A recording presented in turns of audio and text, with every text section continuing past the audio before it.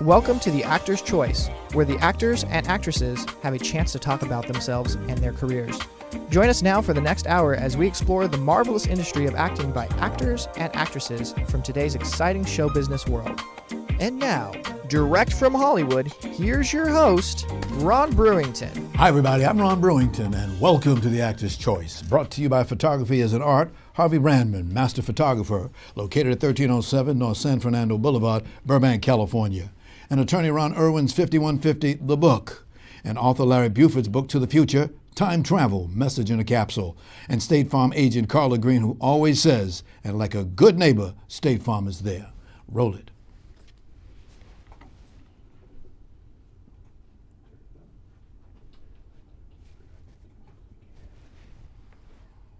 Side of us, that we long for this, that those people who will be celebrated tonight have been deserving of it for so long. But here is the watering hole, ladies and gentlemen. We came to it tonight to get full. So every now and then, if you feel moved and you just want to say, So a lot of people came to Hollywood to be an actor, to be directors and writers. And I came because I wanted to see the reflection of my people. I wanted to see our stories. I wanted to see our vision. And I just wanted to see us. And I can tell you it has been a long struggle, and the struggle is not over. But I can tell you the BHERC, in which we call ourselves the Black Hollywood Education and Resource Center, has been here to help support emerging filmmakers that look like us. All right. Our first guest today comes from the Black Hollywood Education and Resource Center, or as Sandra said, BHERC, as it's known. He's been the executive director for the past 24 years. It's a long time, my brother. During that time, he has successfully produced 3 short film festivals each year. This includes the African American Film Marketplace, S.E. Manley Short Film Showcase, Sisters Doing It for Themselves, and Real Men Black. Real black man. Yeah, let's see if he's listening. Right.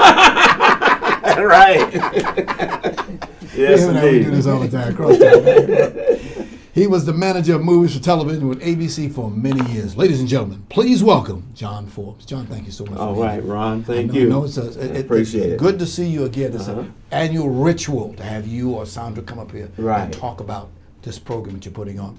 Now, as we just saw your president, Sandra Evans Manley, state, what we do, and I'm paraphrasing here, is to work with people who look like us.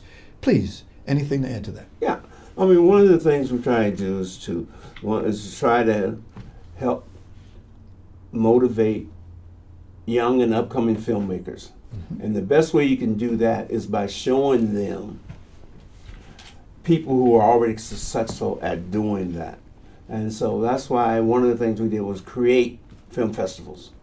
And one of the things that we talked about is like sisters are doing it for themselves. We realize that black women and women of color wasn't getting the opportunity to demonstrate their work or to show their work. So what happened was we created this festival. And as you see, over the years, we have had some really good black female directors coming through us. Mm-hmm. We've had, like Dee Reese, we've had Reggie's, Gina Prince Blackwood, thank you there. Mm-hmm. And, going up to this year, we've had some really, we just grow every year. Yes. And so now we have about 9 films we're doing. Wow. 9 films this year. And it's really, it's been great. We have a young lady from Thailand. Okay. Who's directed a film. We have casting people who for the first time come through our organization. So these were very successful people in other areas, but they wanted to find a direct.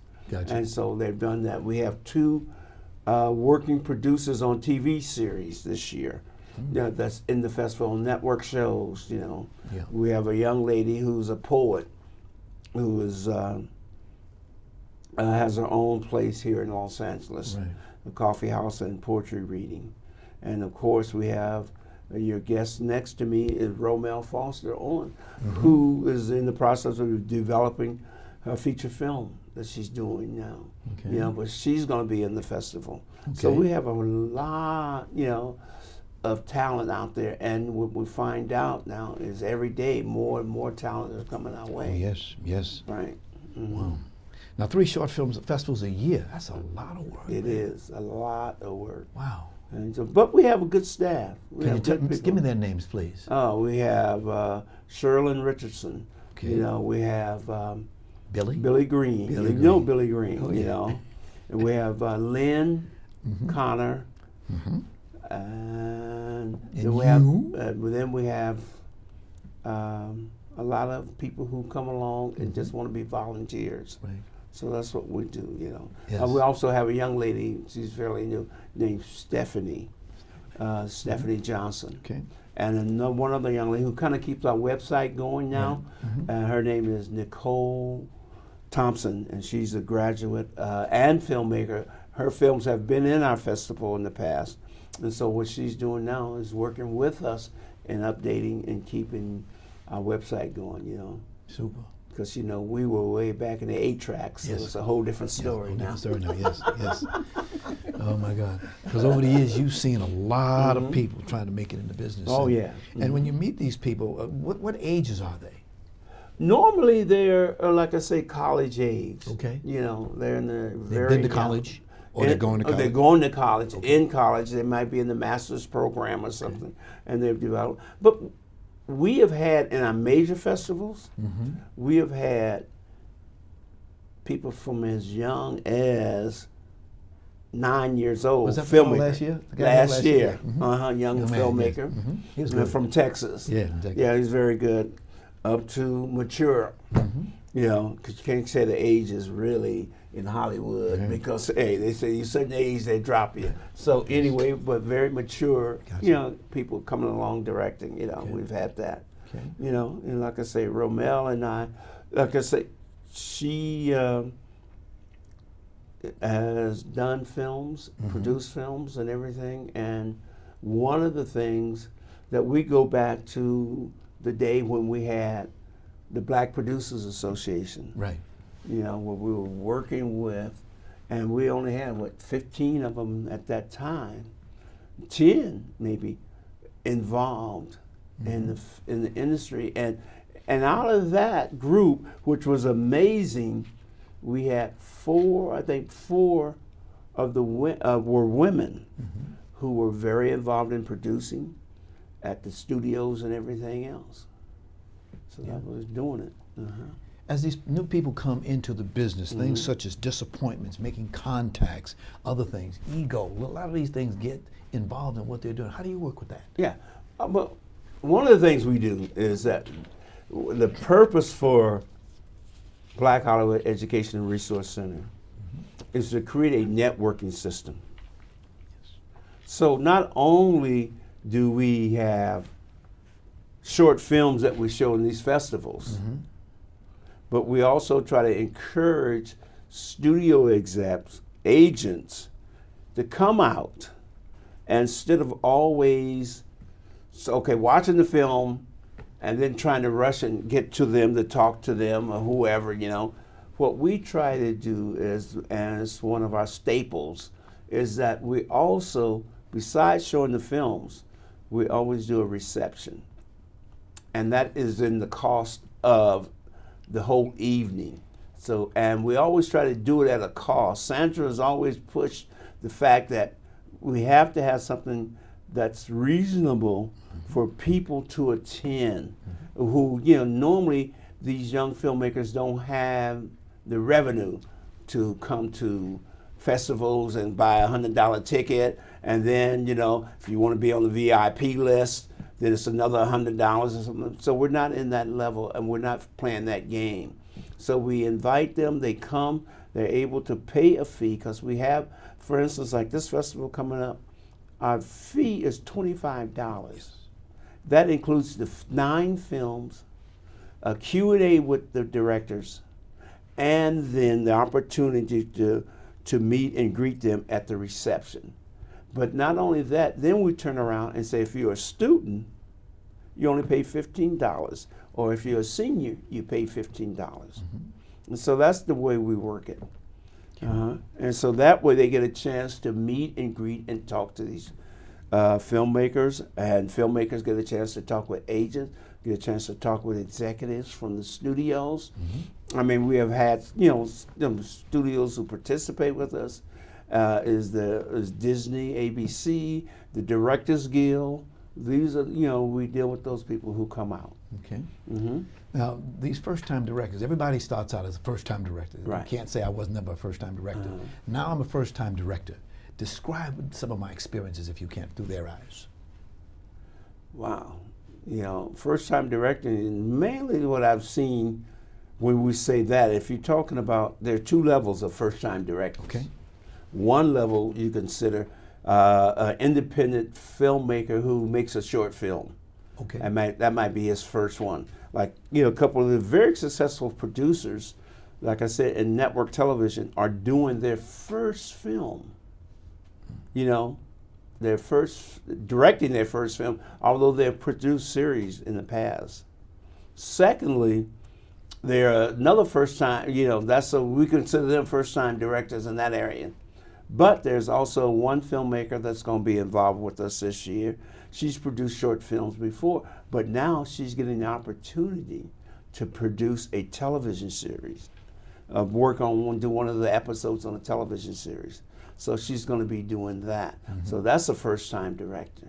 Gosh. So, it depends on the level and why you're doing it. Right? Because the responsibility a director has when he or she says, action, Right. there's a lot of responsibility. Well, they got to work, no matter if you're first time or not. Yes. I mean, you just don't look at the directing and say, okay, I want this close-up, I want that close-up. You got to look at everything around it. You got to also look at, go do location scouting. You have to cast. You do all of those things. You have a vision before you even get to the set. And Romel will be able to talk more about that because, she's been directing and things like that for a while. Romel Foster Owens, welcome. Thank you. Welcome. It's a pleasure to be 20-year here. veteran. Actually more, but we have to cut it off at some place. I understand. Jack Benny, right? I understand. Hey, can't be 29 and you know what I'm the saying? rest of your They life. start asking 29 to 20. I read your resume. Impressive. 20 years of television and film. What got you into the business? I started out as an actress, actually, when I was at San Diego State. And I did a performance for one of the local television shows.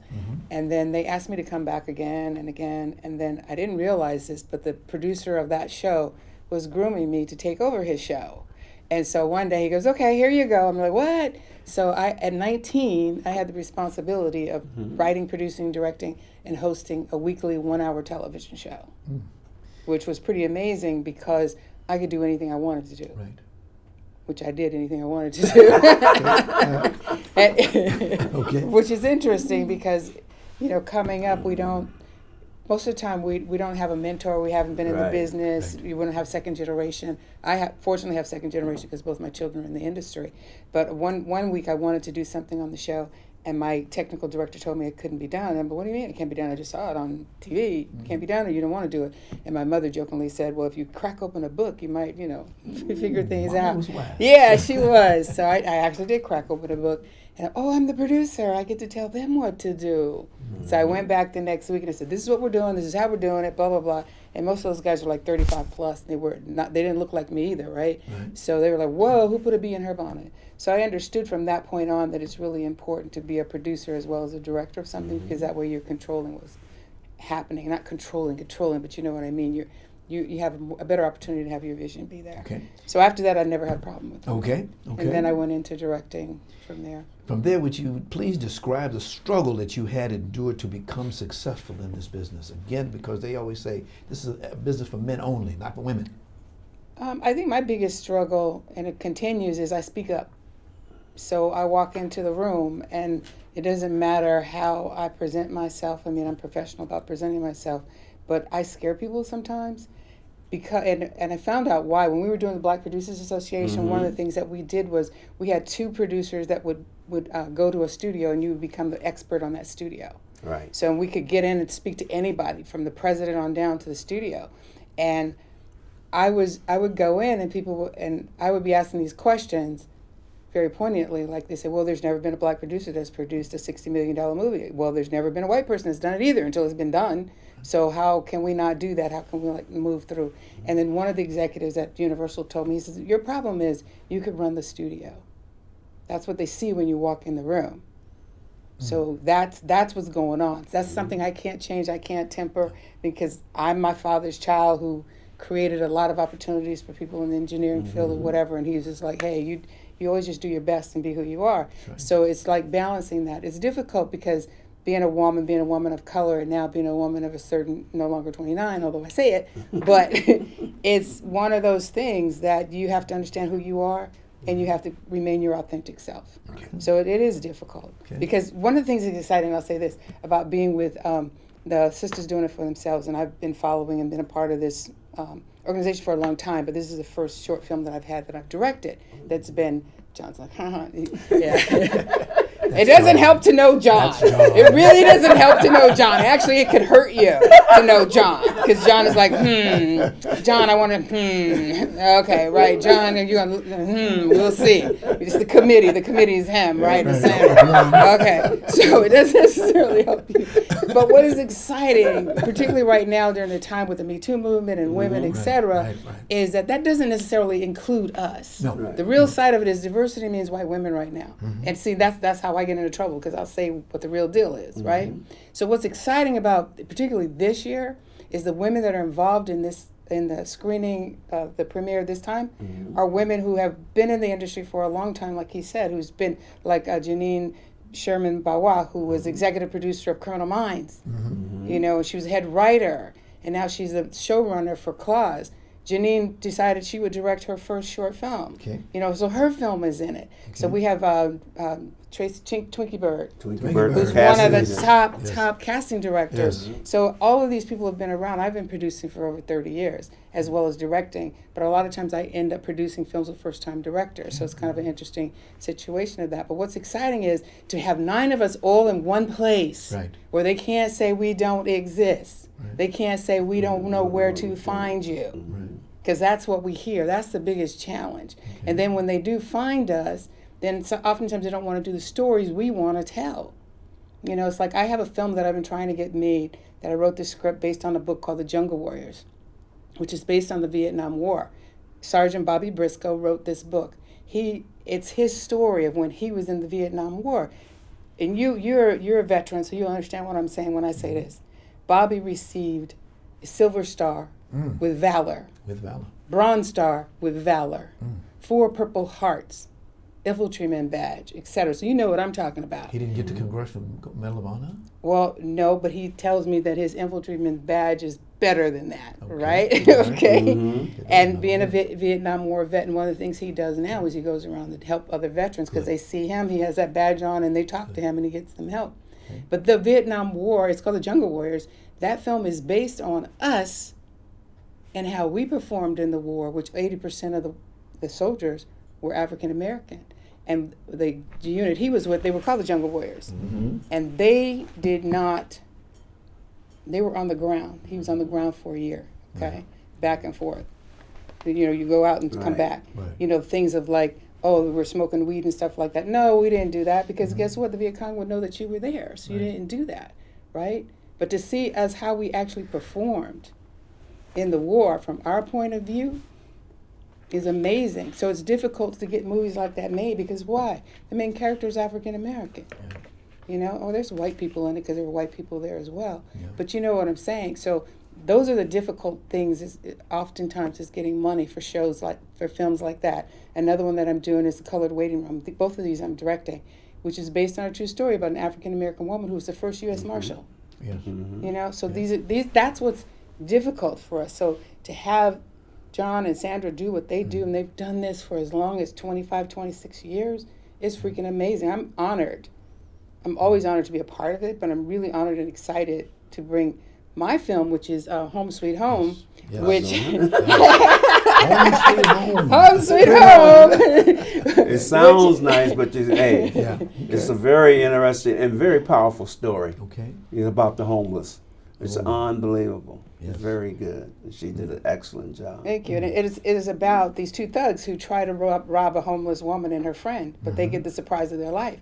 They don't understand. Whoa, they stepped into the wrong place. You know, like how we say, don't start nothing, won't be nothing? Right. Okay, that's what they find out about, right? Uh-huh. And the thing for me is that we don't realize there's over 49,000 veterans that are homeless, sleeping on the streets every night in America. Yes. Every night. Sad. I grew up in San Diego. My father wasn't in the military, but we were surrounded by the military. A lot of sailors down there. Yeah. Yeah. So everybody's there, actually. Every branch of the service is there. So, it's important that we get to tell our stories the way we need to tell them, because oftentimes when our stories get told, there's always something missing. Okay. Because the essence is missing from it. Okay. Speaking of sisters, can you give us an idea of what we have a board that we could share? Can you move to the next one, please, so you can get a chance to see that? There you go. There's your film festival. Tell us what's happening this year. This year, as I stated, we have 9 films. 9 films. In there. From comedy to drama. Okay. My best suggestion, and like Romel just mentioned, we have some of those talented filmmakers this year. Excellent. In the festival. And, I think that everyone should get a chance to come out and see it. I mean, like I said, it's going to be at Raleigh Studios Saturday. That's April 27th. Right. Be there at 6 o'clock. We actually start rolling the films at 7. One of the things that took me a minute to get used to working with Sandra Evers Manley is she likes to start. She says 7 o'clock. She means 7 o'clock. She means 7 o'clock. She don't mean 7:01. Right. This is true. Yeah. She wants to start rolling at 7 o'clock. And sometimes I say, let's wait for a minute. John, let's move it. So we want to start rolling right then. So be there at 6. Okay. This year is phenomenal because, again, of the filmmakers, and it also shows the power of our organization. We will be screening the films in 3 screening rooms this year. Okay. Normally, as you've been to Raleigh Studios, we only screen normally one big one. That's great. Because we're having so many people come. We also open up the other theaters, and with technology now, as it is, we can run them all at the same time. Right. So that's I what's can't wait for that. Be happening. So we're going to do that. Do that Q&A afterwards, Right. where the people get a chance to hear, because that's one of the most fascinating things. A lot of the people who come, this is a cross section of people who come, are filmmakers and people who just love films, and people who don't get an opportunity to see many black films. Right. And at this price, they come and they sit there, and it's always amazing the questions they have to ask.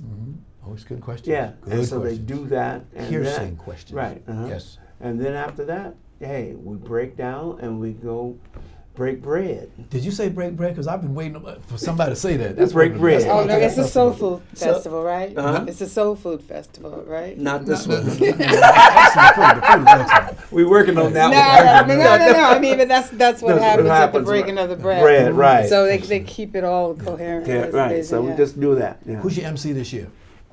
Anna Marie Horsford. Right. You show that picture He's first. overworked, That's you it. can tell, No, right? no, Anna Marie Horsford. Beautiful. And Actress we've for been a long doing time. it. Thank you. Thank You you. know, she and I, she's the godmother, I'm the godfather of one of our close friends. Yes. And when we asked her to do this, she said, "Oh yeah, would love to do it." But Anna is fantastic. Well, Funny. John, you know I got my everything. favorite question to ask you. Right. How do you want to be remembered? Hey, I want to remember that I try to do the best I can in helping people get to that next step in life. Got you. Romel, same question. Oh, that's difficult. To me, my greatest accomplishment are my 2 children, which they're freaking amazing. And now I understand how important it is to have second generation, because I was actually told that by one of the studio people. The problem is you guys don't have second generation people because things are done at home, et cetera, et cetera. Right. So I would just be remembered as their mother, because they're going to be like they are already freaking amazing people. My daughter's an executive at HBO. My son's a cinematographer. And they're just amazing human beings as well as extremely talented. Okay. But I feel I made a difference by birthing them, particularly with a 27-hour labor with my daughter. We'll talk about And that. I guess I better say the same thing. I did the same thing. My daughter works at the Writers Guild now. She's a lawyer. Yeah. So I didn't see watch this show. They And, went and beyond you mentioned me. Yeah. Yeah, you better mention her. Yeah. Hey, And we this both corner have done and that well. corner, right. Uh-huh. John, would you please pass this down to that young lady? Yes. That's my trademark for good luck. And Oh, of course, thank John you. knows he's got one for him. I appreciate it. Did you give John one? Don't give John one. He's my good buddy. I got about $5 now. And if You'll you- never John, be would you broke. please pass that down Oh, to I was the going to young say thank you. Oh, thank you. I appreciate it very Oh, much. thank you. Congratulations on doing this Oh, show. thank you. Because it's Pleasure. very important that people Yeah. understand that You're we're out here and that we're fantastic. doing Yeah. things. Uh-huh. Yeah. One more time, date, place, time, cost. April 27th, Raleigh Studios. I say 6 o'clock. Cost is $25 general admission. Okay, Seniors and students $15. okay. 9 great films. Reception. Reception. Uh-huh. I want to thank you both for coming. Wish we You're could keep you a little bit longer, but time is money, so we have to go into our commercials. But All right. thank you both for coming. You're welcome. Thank you. Thank you for having Okay. us. The studio, Harvey Brandville Photography, is an artist proud to offer you a $100 discount off any photo package valued at $300 or more. Harvey has been in the business for nearly a quarter of a century, and he certainly knows how to take care of his customers. So please give him a call today at 818-954-9294. That's 818-954-9294. You'll be glad you did. And by the way, please tell Harvey, please tell him that you heard about our offer right here on The Actor's Choice. 5150 The Book is the latest release of author and attorney Ron Irwin. As a young Marine, Irwin spent 13 months in Chu Lai, Republic of Vietnam. His experience, where nearly 3 million Americans went to war, was, as he puts it, 5150. The book is currently available in paperback at lulu.com. And Irwin says he'll give a 20% of net book sales split evenly between the veterans of foreign wars and Vietnam veterans of America. Tonight, April 22nd, the Friends of the Vision Theater and the Vision Theater Consortium, in partnership with the LA Southwest College Department of Arts and Humanities, proudly presents the stage readings of ABW Complex and Dreamscape. The event starts at 7 o'clock at the LA Southwest College Little Theater, located at 1600 West Imperial Highway in Los Angeles. For ticket information, please call 213-473-7430. That's 213-473-7430. Now, every week until midnight, May 17th, the Actor's Choice will ask you 3 questions on our website about various entertainment headlines, actors, films, TV shows, and guests on our show. Please answer these questions, then submit your name, email address, and contact number. No spam, we respect your privacy. The winner will be notified at random, notified via email, and then announced on the Actor's Choice May 20th show. So, by entering this contest, you've given up the right to the Actor's Choice to use your name and/or likeness as the contest winner. To see the rules, we ask you to go to our website at www.theactorschoicela.org. That's www.theactorschoicela.org, and click on Giveaway Win. Thanks. And here's Roll It.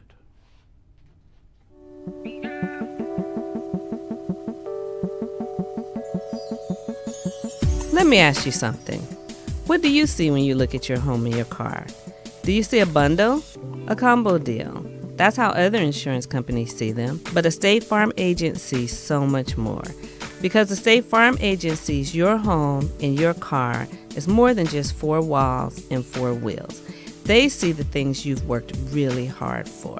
So why not give them the protection they deserve? Let me help you with that.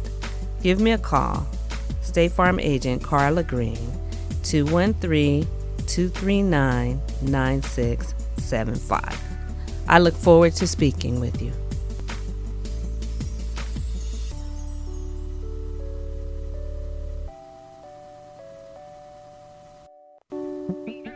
And finally, if you have a project, a product, a service, or upcoming event that you would like to see advertised on this program, please call 323-533-1036. That's 323-533-1036. Our prices are very affordable, and we thank you. This is The Actor's Choice. I'm your host, Ron Brewington. Roll it. Meet me at the Dunbar Hotel. Meet the Dunbar Hotel on Central Avenue. Come on and meet me at the Dunbar. Meet me at the Dunbar Hotel. Come on and meet me at the Dunbar Hotel on Central Avenue. The air is filled with music from the maestro himself, Duke Ellington. The ladies, y'all dress so fine at the Dunbar Hotel. You'll have a good wine. Come on and meet me at the Dunbar. Meet me at the Dunbar Hotel. Meet me at the Dunbar Hotel on Central Avenue. The Dunbar Hotel on Central Avenue. The Dunbar Hotel on Central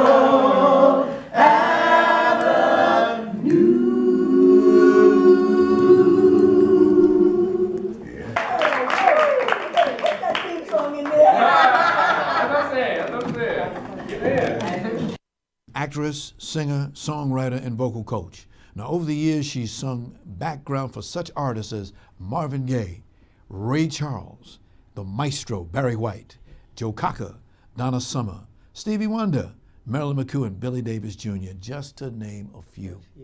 Now, some of her film critics include Basketball Girlfriend, Assisted Motives, Chocolate City, Chocolate City 2, and you're working on Chocolate City 3. You're getting around, lady. Please welcome, ladies and gentlemen, Cydney Davis. Cydney, thank you so much for being here today. You look great today. Thank you. And I go by Cydney Wayne Davis. Oh, excuse me, Okay, that's all right. Let me correct that. My whole name, And Cydney Wayne Davis. Okay. Me and this lady, we've talked over the phone many times. Never met the lady till today. And she knows a lot of people that I know, and I recommended some people that she knows, and she recommends some people that I know. And so finally we come to make it. Now, you sing. Yes. You act. Yes. Which came first? Singing. I started singing since I was 3 years old in our church choir. My mother introduced me to singing and the love of it. But my father, he always used to say when I was a little girl, he said, now Cydney is an actress. Let me tell you something. So I think it was always kind of meant to be. But singing came first. Wow. Now I stated just a few moments ago that some of the artists that you do background. Any other? Oh yeah, there's few. You mentioned quite a few. I still work with Marilyn McCoo and Billy Davis Jr. and we're doing a show called Up, Up and Away. We just came back from Vegas a couple of weeks ago. And what's cool about it is that Marilyn and Billy have invited me and the other background singer, Cynthia Bass, to join them downstage. So we do a lot of their Fifth Dimension hits with them, and they give us the name The Voices of Now. So it's a real fun show that we're doing. But I've also worked with Bobby Womack. I did some background work for him, and there's just so many now. My brain, I can't remember, but you named quite a few. But background singing is an art form. Because the singers have to come together and they have to blend, and you have to have certain skill set, be good with harmony. So a lot of people don't recognize how skillful somebody that's a background singer has to be, in order to do the job. So I find that I'm always surrounded by incredible talent in the background singing community. Cydney, I get the look on your face. You get to give me the impression you love what you do. I do. I really do. I love it all. It's a lot of fun. I juggle a lot of balls in this business, but I love it. Yeah, indeed. Now, I read that you co-wrote You're Gonna Love It, which was recorded by Motown diva Diana Ross in 1990. 1990, yes. There's actually a single of that song, but it was on an album that she did called Force Behind the Power, which was a song that Stevie Wonder wrote for her. But I wrote with a partner by the name of Lloyd Tolbert, and we co-wrote this song, You're Gonna Love It.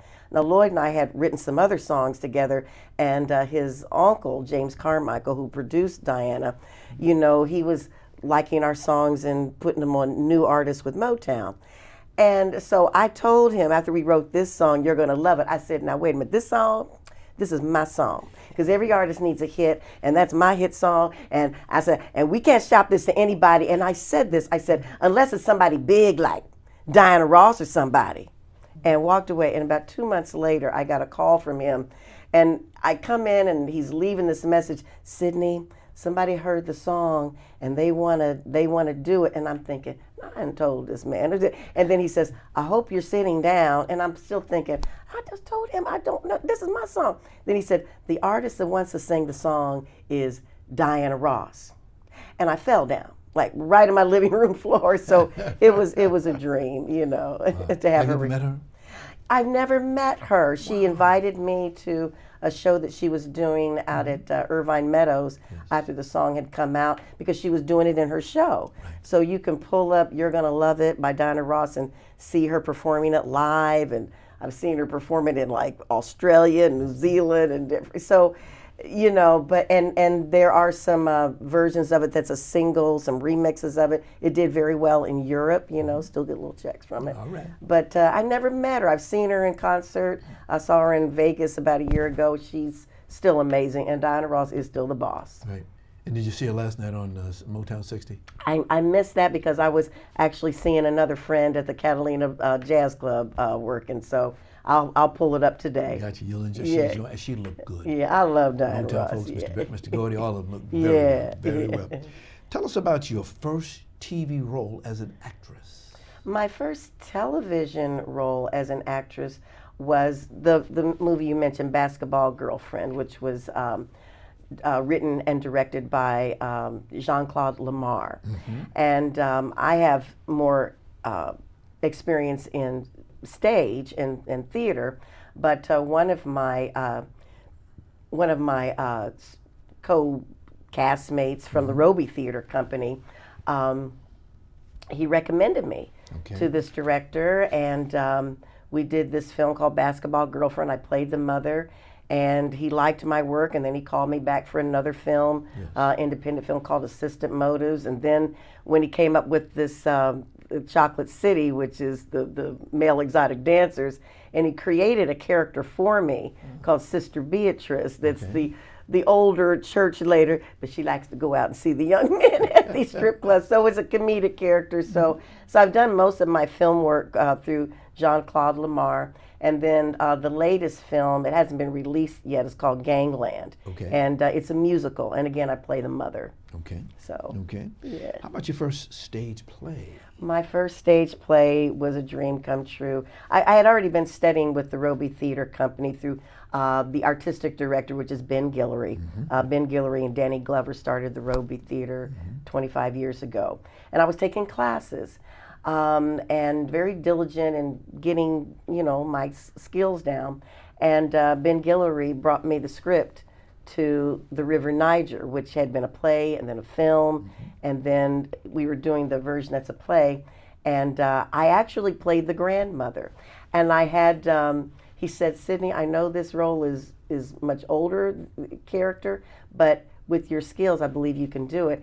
And so I got the opportunity to actually play the mother of one of my favorite actresses, which is Margaret Avery. Right. So, you know, I worked with two, because Ben played the lead character in River Niger, so I worked with two actors from The Color Purple, and being that mix, you only learn more when you work with great actors. That's a compliment for actors and actresses. Yes, yes. They work hard. Y'all, excuse me, not they, y'all yes, work we hard. do work hard. Yes, you do, indeed. The year, do you like musicals? I do. I started out in high school doing musicals. What's the fantasy of it? I love it, the music, the acting. You know what's beautiful about musicals is that you really have to hone all your major talents, your singing talent, your acting talent, and movement and dance. You know, when I was in high school, I actually got a lead role in the play Fiddler on the Roof. Yes. And I was the only black girl in my high school class. And I wasn't even going to try out for a part because I said, there's no roles for me. But my teacher, who was also directing it, he said, Sid, the race thing doesn't bother me if it doesn't bother you. Right. He said, I want you to go out for this character. And he played a song that this character named Hoddle sings. And I fell in love with the song, and I auditioned for it, and I got the role. So it was kind of a mixed cast, you know, but I love the fact that you have to hone all of your gifts to do a musical. Yes. Now, we're going to show a couple of photos that we took that I just made from you. One of them started in 2013. Here's the place. NAACP Theater Awards. Yes. Best Supporting Actress, Cyd Davis. Yes, yes. Can you show a picture? Okay, that's what Yeah, you wanted for that, and you played it in the role of what was that, Anacostia? Yeah, the play was Costa? Anna LaCosta. Again, it was through the Roby Theater. We did that in 2012. And I played the mother. I played the mother whose name is Teresa. And it was just such a wonderful role. So when I got the nomination, it came at a time in my life when I was going through severe hardship. My brother had just passed from cancer. And the day of his service, his memorial service, I got a call from one of the gentlemen at the Roby. He says, I know you're going through a lot now with your family, and gave his condolences. He said, but Cyd, I got some good news for you. He said, you've just been nominated for an NAACP award. And so my sister Mary, she came to California, and we just had a wonderful week, and that was the first award that they named. So we're sitting there, and when they called my name, oh my goodness. I can feel it. It was amazing. Now the next picture we have, can you show that one? Yeah. There you are standing on the carpet. Yes. That's the night you won that big Yes, award. yes. That's at the NAACP. Yes, indeed. Walking the red carpet. Walking that red carpet, which is an honor for a lot of people. Was. For you and for our audience, just so they'll know, the 2019 NAACP Theater Awards will be held Monday, June the 17th at 6 p.m. at the Millennium Biltmore Hotel, downtown LA. Great place to be. For the last 5 or 6 years, I've been the voice of the Theater Awards. Oh, beautiful. It has been a fun job to see all these actors. You see, there's one right now, I can't think of her name right now. She is doing that commercial where she's talking to the little green guy. Oh. And she says, "Pat!" She won. You go, you see everybody. Yeah, you see everybody. A wonderful event. Again, June 17, 6 p.m. at the Millennium Biltmore Hotel, NAACP Theater Awards for 2019. Amen. Now, how did it feel for you getting the award from your peers? I felt so validated because as a singer, I mean, I've been singing professionally, since I was 19 years old. So I have still very strong confidence with my singing. That's why I teach it as well. Right. But with acting, there's so much to learn, and I've always felt like I'm still a student, even though I'm a working actress. I always feel like I'm still learning. So to be awarded that amongst my peers, and especially from the NAACP, it was such a high honor. And to have my peers tell me, yes, you've got it, girl, it just means the world to me. Okay. Can you move to the next slide, please? Okay, there you are. Oh, yes. Now, that is from a play that I wrote, directed, and acted in called Dirty Blues at the Downbeat. And I wrote it for the Paul Robeson Festival that the Roby Theater did a couple of years ago. Okay. And it's based on a story that I found out about Alberta Hunter. Alberta Hunter actually used to work at a club in Chicago with my great aunt, whose name was Twinkle Davis. And so I originally wrote it about that time that they were in Chicago. Yes. But then the parameters for the festival was that it had to be based here in Los Angeles. Got you. So I used some history from LA. There was a club called the Downbeat Club that was right across from the Dunbar Hotel. Yes. And so I brought all these real life singers, and including my aunt, Alberta Hunter, and put them in another situation. That's a great city. We got so much to offer this city. Yeah. Jazz, blues, food, Oh, I know. We do. We do. I hope everybody comes to LA. LA, come on down. I love Los Angeles. I love LA, indeed. Can you show the next one, please? Now, there you are. This is from the cast of Anna LaCosta. Okay. Yeah, and the girl that I'm sitting next to, Ashley Olivia Jones, she played the lead role as Anna. And yes, the family and all the characters in Anna LaCosta. Okay. All right. We got another video I want to show you right now. You ready for this one? You said you had a surprise for me. me. Okay. The year was 2018. Oh. April 11th, 10 a.m. The location, LA City Hall. There you, Wendy Smith-Brunet, and Cynthia Bass. Yeah. You came down there with what Sam Cooke said, change gonna come. Change Can you please gonna roll it? come. Yes, yes. Thank you, Mr. President. Colleagues, I am pleased to celebrate the Department of Cultural Affairs' Big Read program and encourage the enjoyment of literature and poetry in Los Angeles.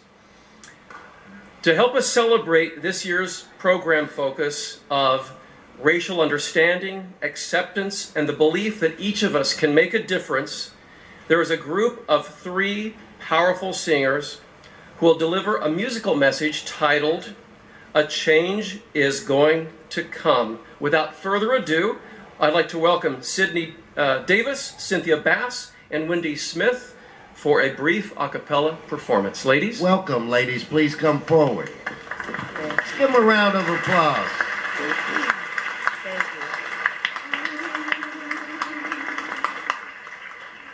One, two. I was born by the river in a little tent. Oh, just like the river, I've been running ever since. It's been a long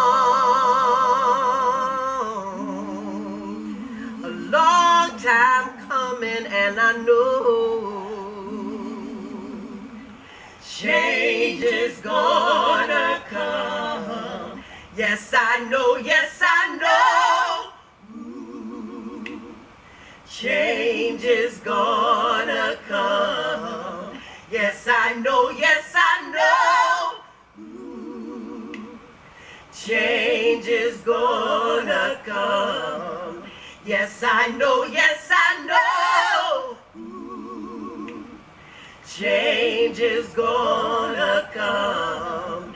Yes, I know, yes, I know. Change is gonna come. Yes, I know, yes, I know. Change is gonna come. Oh, marvelous, marvelous, marvelous. Thank you, marvelous. thank you. Woo, Cydney, that was great. That was Thank great. you. You got a thing called Birdland coming up. Can you tell us about that? Yes, please? that's with the Roby Theater Company. I highly recommend it. I would go to robytheater.org to look it up. But How do you spell Roby?